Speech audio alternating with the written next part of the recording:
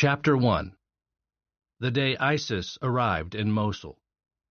Abu Fadi, Iraq.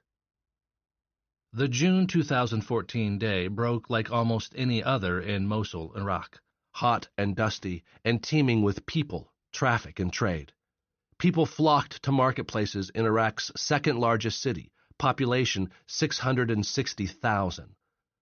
Horns honked amid the pent-up traffic. As the day progressed, the din of the street-side chatter rose appreciably. By noon, it sounded like a cacophony of blackbirds chattering among themselves. That's when Abu Fadi, a 65-year-old Mosul native living just miles from the city, received the phone call that changed everything. For some, the phone call marked the beginning of the end of life as they knew it, and in some cases, their very lives. "Abu," said a friend in Arabic, "ISIS is coming.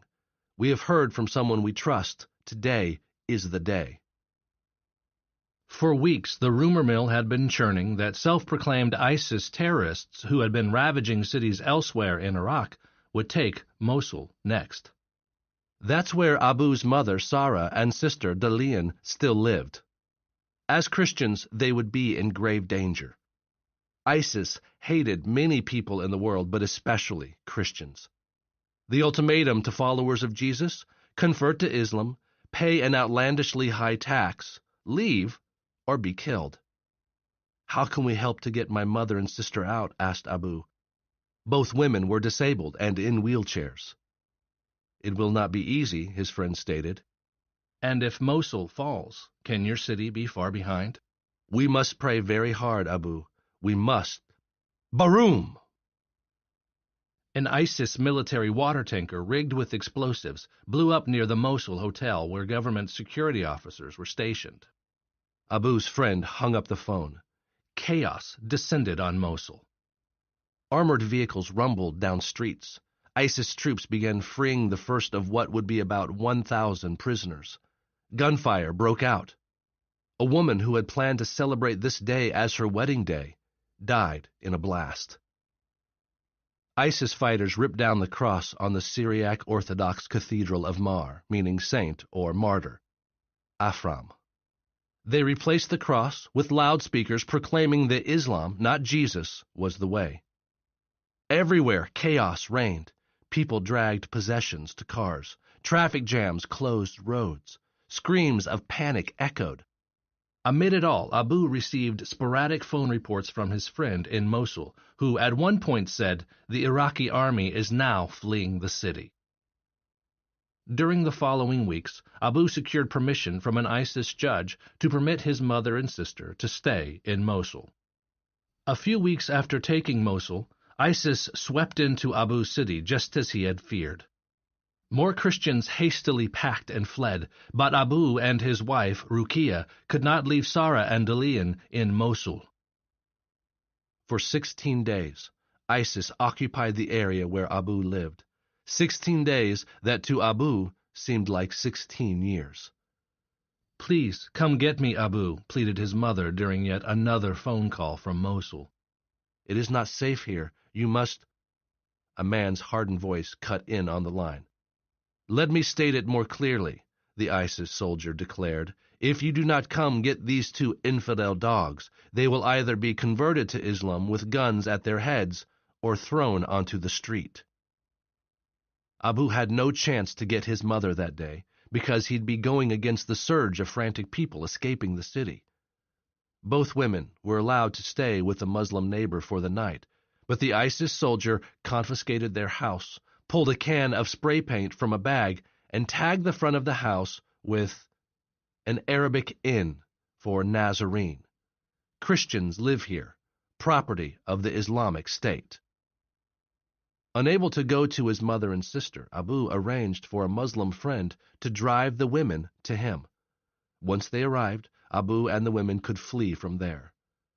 Like almost 40,000 others who fled the purge in Mosul and the surrounding area, they crammed the few possessions they could fit into their car and headed east for relative safety in the city of Erbil, 60 miles away. Soon Abu and his family arrived at the first checkpoint. Cars weighed down to their struts with people and their possessions inched forward in dozens of lines. Exhaust stained the air. ISIS guards stood with firearms and swords. Abu had prayed about this moment, for courage to stand for his beliefs. "Who are you?" the guard asked. "We are Christians leaving Mosul, because we are not permitted to stay in this Muslim land," Abu replied. The guard, now joined by others, refused to let the family pass. Instead, they placed a call to superiors. 30 minutes later, 2 shiny SUVs arrived. Young men brandishing new, expensive firearms stepped out and began peppering the family with questions. Abu answered honestly, "Yes, we are Christians." "Leaving is no longer an option for you and the rest of your infidel family," said the leader. "Convert to Islam or be killed. It is that simple. It is an easy choice, no?" Abu pleaded with the men to let his family proceed. He referred to passages in the Quran that allowed Christians to live if they pay the jizya, Islamic tax. For 90 agonizing minutes, the discussion continued, as if a bomb were ticking and destined to go off any second. As they talked, an ISIS fighter wielding a sword circled Abu, ready to strike if he tried to run. "Enough," declared the leader. He grabbed Abu by the arm and led him away as his wife, mother, and sister wept, pleaded, and prayed. "Prepare to die," he said, pushing Abu to his knees. "Last chance. Will you convert to Islam?" Abu looked back to the 3 women, then heavenward. He prayed for strength, wisdom, and courage. Even though he felt weak and expected the sword to plunge into him at any moment, he sensed God's peace strengthening him. "No, I will not be a Muslim," he stated. "I do not denounce Jesus." The man raised his sword. Abu bowed his head, closed his eyes, and prayed. Then he heard another vehicle arrive and exhaled. Another black SUV. Out came another ISIS official who inquired about the situation and then walked over to Abu. "I have a message for you to deliver to your church leaders as you leave our land," he said. "We are victorious, and we will follow you Christians all over the world. We will reach the Vatican and convert the Pope to Islam if we have to." Abu didn't know what to say, but reminded himself not to utter anything disrespectful toward the Muslims. Simply be honest, he told himself. "We wish no harm on your people," he said, "only to practice our faith as we please." The official looked at him and spit. "Get out of here, you dogs," he said, turning and walking away. At a second checkpoint, ISIS soldiers again detained the family. They called officials at the first checkpoint and were instructed to check the car for valuables. Abu surrendered all he had. When a guard found money that Abu's wife had hidden beneath a seat, he ordered the family out of the car. "If you convert," said one guard, "all that we took from you will be given back. You will even be protected. So tell us you embrace Islam." "I am a Christian," said Abu. As before, a long round of verbal volleys ensued. Each time the ISIS guard asked Abu to convert, and each time Abu politely but firmly said he was a Christian and would not. Finally, another guard, a supervisor, came from the booth and fired questions at Abu.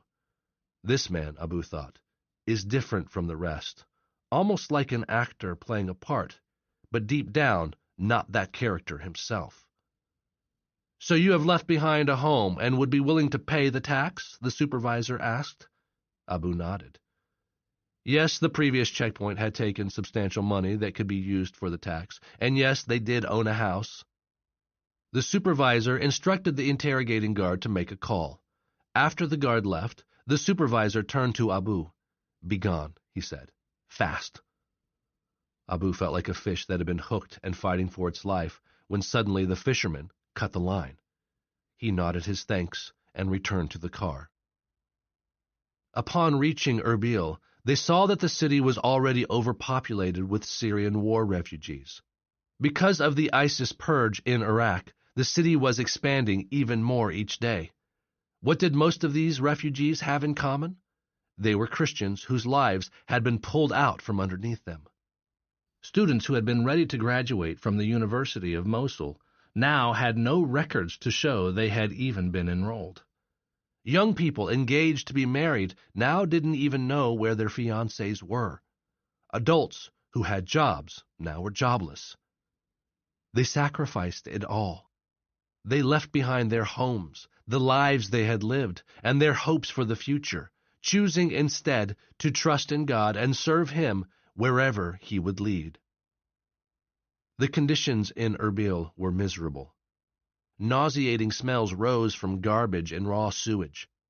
People curled up beneath makeshift tents made of blankets, towels, or scrap materials, anything to protect them from the relentless sun and oppressive heat.